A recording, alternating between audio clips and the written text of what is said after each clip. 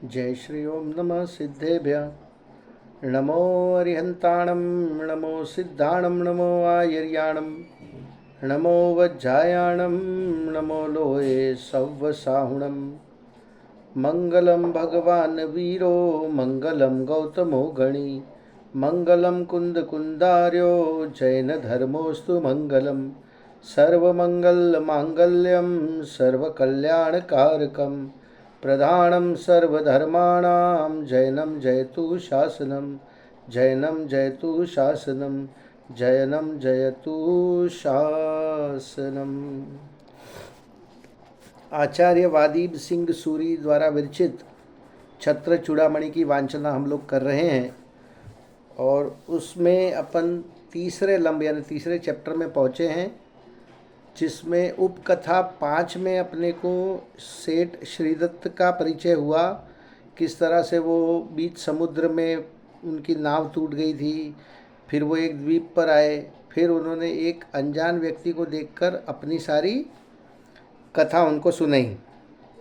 उसके बाद में उपकथा नंबर 6 शुरू हुई, जिसमें उस आगंतुक ने अपना सारा डिटेल बताया कि वो कौन है, कहाँ से आया है।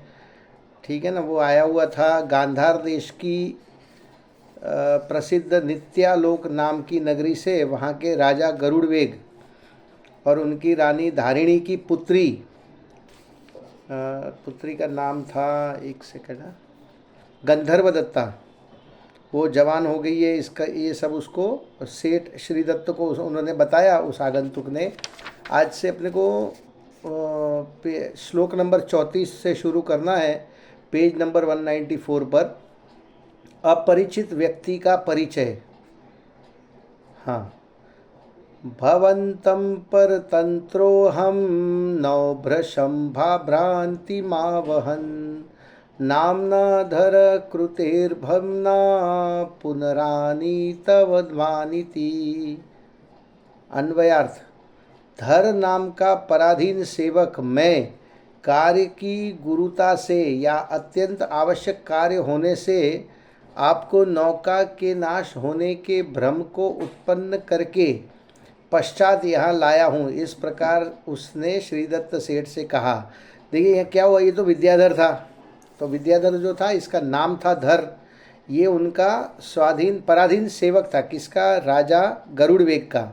उनका सेवक था। उन्होंने बोला कि अपनी कन्या बड़ी हो गई हैं और उसके विवाह के लिए हम लोग योग्य वर ढूंढ रहे हैं, इसलिए सेठ श्रीदत्त से हमारे पारिवारिक संबंध हैं पुराने, इसलिए उनको यहाँ पे लेके आओ। इसलिए जो ये बताया गया कि नौका डूब गई समुद्र में, वो हकीकत में डूबी नहीं थी। वो इस धर नाम के जो पराधीन सेवक था, विद्याधरों का एक सेवक जिसका नाम धर था, उसने नौका के नाश होने का भ्रम उत्पन्न कराया। ऐसा उसने सेठ श्रीदत्त को बताया। सरलार्थ। मेरा नाम धर है, मैं राजा का आज्ञाकारी सेवक हूँ। अत्यंत महत्वपूर्ण कार्य होने से मुझे शीघ्र ही राजा गरुड़वेग के समक्ष आपको विवाह कार्य हेतु लाने का आदेश था। अतएव आपके चित्त में नौका डूबने का भ्रम उत्पन्न करके युक्तिपूर्वक आपको यहाँ लाया हूँ। धर ने ऐसा सत्य कथन श्रीदत्त सेठ से कह दिया।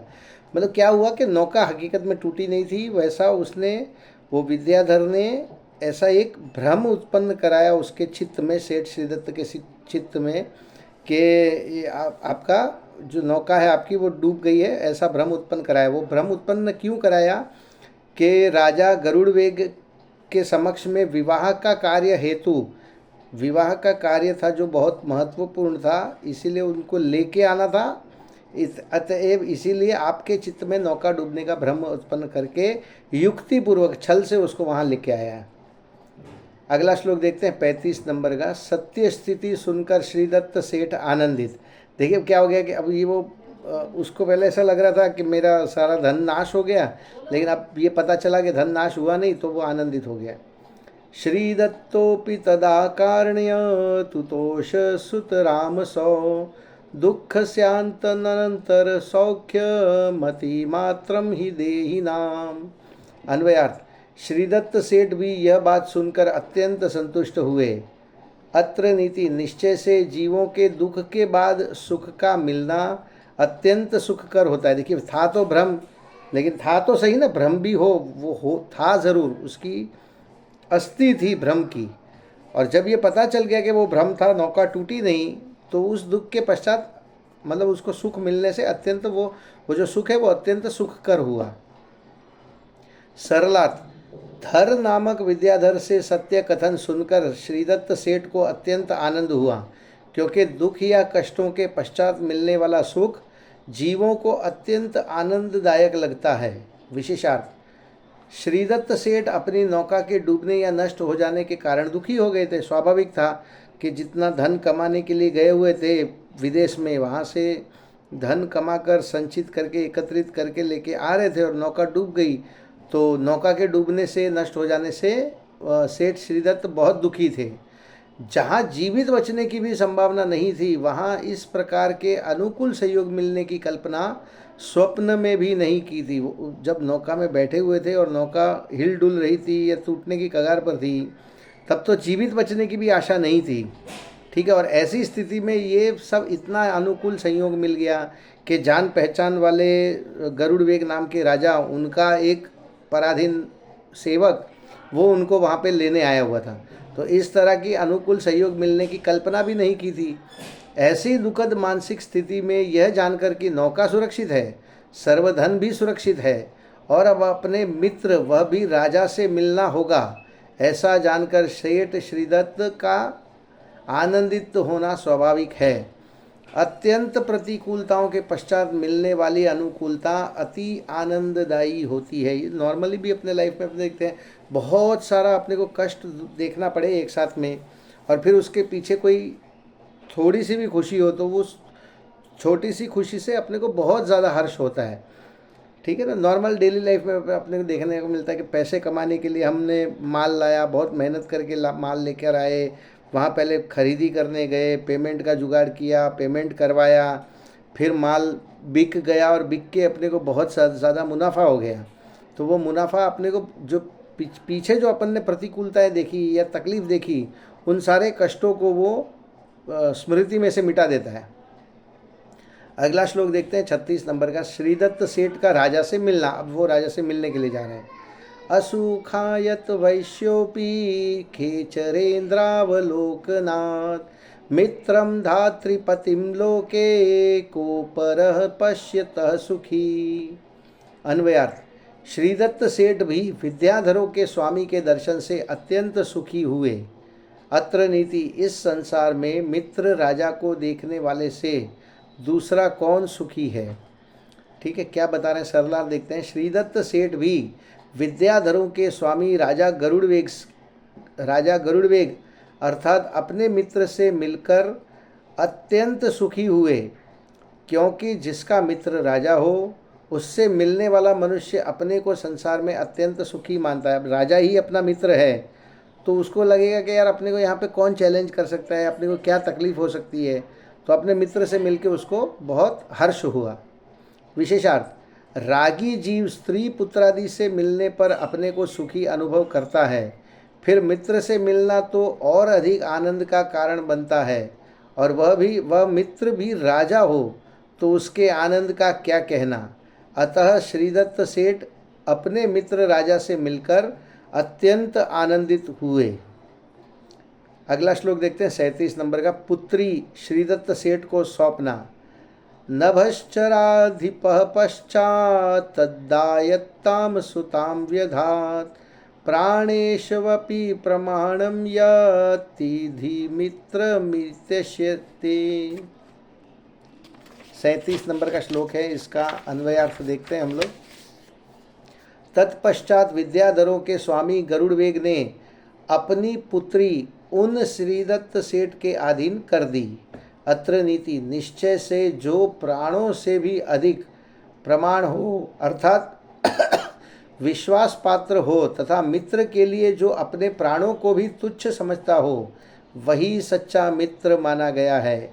वो इंग्लिश में कहावत है, friend in need is a friend indeed. सरलार्थ, कुमारी गंधर्वदत्ता का विवाह करने संबंधी विचार विमर्श करके विद्याधरों के राजा गरुड़वेग ने विश्वस्त मित्र श्रीदत्त सेठ को अपनी कन्या सौंप दी, क्योंकि जो अपने प्राणों को भी न्यौछावर करने के लिए तैयार होता है वही विश्वास पात्र मित्र कहलाता है। ठीक है, मित्र की परिभाषा यहाँ पर बता दी। क्या बताया कि जो अपने प्राणों को भी न्यौछावर करने के लिए तैयार हो वही विश्वास पात्र सच्चा मित्र कहलाता है। 38 नंबर का श्लोक देखते हैं हम लोग। श्रीदत्त सेठ की विदाई। श्रीदत्तं सत्वरं तस्मात् खेचरेशो न्यवर्तयत् अंगजायां हि सुत्यायामयोगं कालयापनम। अन्वयार्थ, विद्याधरों के स्वामी गरुड़वेग ने श्रीदत्त सेठ को अपने यहाँ से शीघ्र ही लौटा दिया। अत्र नीति, निश्चय से पुत्री के जवान होने पर बिना विवाह के काल बिताना सर्वथा अयोग्य है। ये नीति का श्लोक है कि पुत्री यदि जवान हो जाए, बड़ी हो जाए, विवाह करने योग्य हो जाए और उसका विवाह न हो तो फिर वो जो काल बिताना, जो समय बिताना है वो सर्वथा अयोग्य है, मतलब टाइम वेस्ट नहीं करना चाहिए। तो क्या किया, विद्याधरों के स्वामी गरुड़वेग ने श्रीदत्त सेठ को शीघ्र ही वहाँ से विदाई दे दी। सरलार्थ, कन्या के यौवन अवस्था को प्राप्त हो जाने पर बिना विवाह के काल बिताना सर्वथा अयोग्य है। अतएव खेचरेश गरुड़वेग ने अपनी पुत्री गंधर्वदत्ता को विवाह करने के लिए मित्र श्रीदत्त सेठ को सौंपकर उन्हें नित्यलोक नगरी से विदा किया। अगला श्लोक देखते हैं 39 नंबर का। कुमारी कन्या के पिता की मनोदशा। गृहस्थानां हि तद्दौस्थ मतिमात्र मरुन्तुदं कन्यानां प्रमादेन रक्षणादिसमुद्भवम्। अन्वयार्थ, निश्चय से गृहस्थों को वह दुख अत्यंत पीड़ा देने वाला है जो कन्याओं के सावधानी पूर्वक रक्षण आदि से उत्पन्न होता है। सरलार्थ, सावधान होकर कुमारी कन्याओं के निर्दोष जीवन रक्षण के लिए किए जाने वाले प्रयत्न गृहस्थ को अतिशय पीड़ादायक और मानसिक दुख प्रदाता होते हैं। देखिए, कन्या आपकी बड़ी हो गई है तो उसका विवाह भी करना है, और जब तक विवाह ना हो जाए तब तक उसके रक्षा की जिम्मेदारी अपनी है। चलो, विवाह होने के बाद तो उसका जो स्वामी होगा, उसका जो पति होगा, वो उसकी रक्षा का उत्तरदायित्व करेगा, मगर तब तक तो उसकी रक्षा का उत्तरदायित्व अपने ऊपर रहता है। तो वो अतिशय पीड़ादायक होता है गृहस्थ के लिए वो मानसिक दुख का भी प्रदाता होता है। 40 नंबर का श्लोक देखते हैं। श्रीदत्त सेठ का अपनी पत्नी को सब वृत्तांत सुनाना। अब वो श्रीदत्त सेठ घर लौट गए, रिटर्न हुए, तो अपनी पत्नी से बता रहे क्या क्या घटनाएं घटी थी वो। तयामा स्वपुरम प्राप्य श्रीदत्तोप्यथक्तकाम पत्न्याः प्रगटयामास स्त्रीणामेव हि दुर्मति। अन्वयार्थ, इसके अनंतर श्रीदत्त सेठ ने भी उस मित्र पुत्री गंधर्वदत्ता के साथ अपने नगर में आकर उसकी सारी कथा अपनी पत्नी से कह दी। अत्र नीति, क्योंकि स्त्रियों की बुद्धि शंकाशील होती ही है। क्या हुआ कि वो एक जवान लड़की के साथ आ रहा है, विदेश पैसा कमाने गया हुआ था और रिटर्न आ रहा, तो जवान लड़की साथ में है, तो उसने पहले ही जाके सारा कुछ क्लियर कर दिया और बता दिया कि ये तो मेरे मित्र की पुत्री गंधर्वदत्ता है और उसको किस कारण से लेके आया। वो सारा वृत्तांत सेठ श्रीदत्त ने अपनी पत्नी को सुना दिया। सरलार्थ, नित्यालोक नगरी से श्रीदत्त सेठ मित्र पुत्री गंधर्वदत्ता के साथ राजपुरी नगरी में आए और उन्होंने अपनी पत्नी को गंधर्वदत्ता का सब वृत्तांत सुना दिया।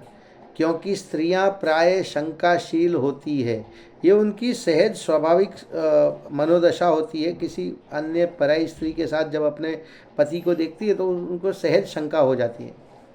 अगला श्लोक देखते हैं 41 नंबर का। गंधर्वदत्ता के विवाह की घोषणा। वीणा विजयो ईनो योग्या भोग्या पुत्री ममेति स कटके घोषयामासा राजानुमति पूर्वकम। 41 नंबर का श्लोक है, इसका अन्वयार्थ देखते हैं हम लोग पेज नंबर 198 पर। उस श्रीदत्त सेठ ने राजा की आज्ञा पूर्वक राज्य भर में इस प्रकार घोषणा कराई कि सर्वगुण संपन्न मेरी पुत्री वीणा बजाने में जीतने वाले द्वारा भोग्या है, अर्थात जो वीणा बजाने में इसे जीत लेगा वही इसका पति होगा। वो कंडीशन राजा गरुड़वेग ने ही बता दी थी कि मनुष्य लोक में भूमि गोचरियों में जो वीणा बजाने में निपुण होगा और जो वीणा बजाकर मेरी पुत्री को हराएगा वही उसका योग्य वर होगा। तो इसलिए उसने सेठ श्रीदत्त ने राजा की आज्ञा लेकर, राजा काष्टांगार की आज्ञा लेकर पूरी नगरी में ये घोषणा करवाई कि मेरी पुत्री अब विवाह करने योग्य है और जो भी वीणा बजाने में उसको हराएगा उससे मैं इसका विवाह कर दूंगा। सरलात, श्रीदत्त सेठ ने राजा की आज्ञा लेकर यह घोषणा कराई कि जो मेरी सर्वगुण संपन्न पुत्री से वीणा वादन में विजयी होगा उसके साथ पुत्री का विवाह कर दिया जाएगा। अगला श्लोक नंबर 42, राजा की आज्ञा का महत्व। अकुतो भीतिता भूमेर्भूपानामाज्ञयान्यथा आस्तामन्यत्तु सुवृत्तानाम वृत्त च नहि सुस्थितम्। अन्वयर्थ, क्योंकि राजाओं की आज्ञा से प्रजा को किसी से भय नहीं होता, इसके विपरीत अर्थात राजा की आज्ञा के बिना और तो दूर ही रहे, सच्चरित्र पुरुषों का सदाचार भी निश्चय से स्थिर नहीं रह सकता। देखिए यहाँ पे एक नीति का श्लोक बता दिया है कि आपको यदि कोई भी कार्य करना है तो राज्य के विरुद्ध, राष्ट्र के विरुद्ध आपको नहीं करना चाहिए। कोई भी काम करना हो तो राजा की आज्ञा से ही वो काम करना चाहिए। जैसा अपना कानून या संविधान बनाया हुआ है वैसा ही अपने को कार्य करना चाहिए। उसके विपरीत या उसके अगेंस्ट अपने को कोई काम नहीं करना चाहिए। वो करने से दूसरे जनों को, तो दुर्जनों की तो बात ही छोड़ो, जो सच्चरित्र पुरुष हैं उनका सदाचार भी निश्चय से स्थिर नहीं रह सकता। सरलार्थ, राजा की आज्ञा से काम करने वाले मनुष्य को इस पृथ्वी तल पर कहीं किसी प्रकार का भय नहीं रहता और राजा की आज्ञा बिना औरों की बात तो दूर ही रहने दो, व्रतधारी पुरुषों का भी सदाचार स्थिर नहीं रह पाता। ये क्या बताना चाह रहे हैं कि आपने यदि राजा की आज्ञा लेकर काम किया हुआ है तो आपको किसी भी प्रकार का भय नहीं, क्योंकि वो उस देश का कानून, उस देश का राजा आपकी सुरक्षा करेगा। यदि कोई आपके ऊपर उंगली उठाएगा तो आप कह सकते हैं कि मैंने तो राजा की आज्ञा लेकर ये काम किया हुआ है, मैं राज आज्ञा के विरुद्ध काम नहीं कर रहा हूँ। और राजा की आज्ञा न लें तो औरों की बात तो दूर, जो गृहस्थ श्रावकों की बात तो दूर, व्रतधारी पुरुषों का भी सदाचार स्थिर नहीं रह पाता, क्योंकि वो राजा ही आपके विरुद्ध हो जाएगा। राज विरुद्ध, जो राज आज्ञा है उसके विरुद्ध यदि आप काम करेंगे तो राजा ही आपके विरुद्ध हो जाएगा, तो आपका सदाचार स्थिर कैसे रहेगा। विशेषार्थ, सज्जन पुरुषों को राजनीति अर्थात सत्ता प्राप्त करना, अनाप शनाप धन इकट्ठा करना और निरपराधी मनुष्य को सताना आदि अनुचित कार्यों में रस नहीं होता। ये सज्जन पुरुषों की बात है।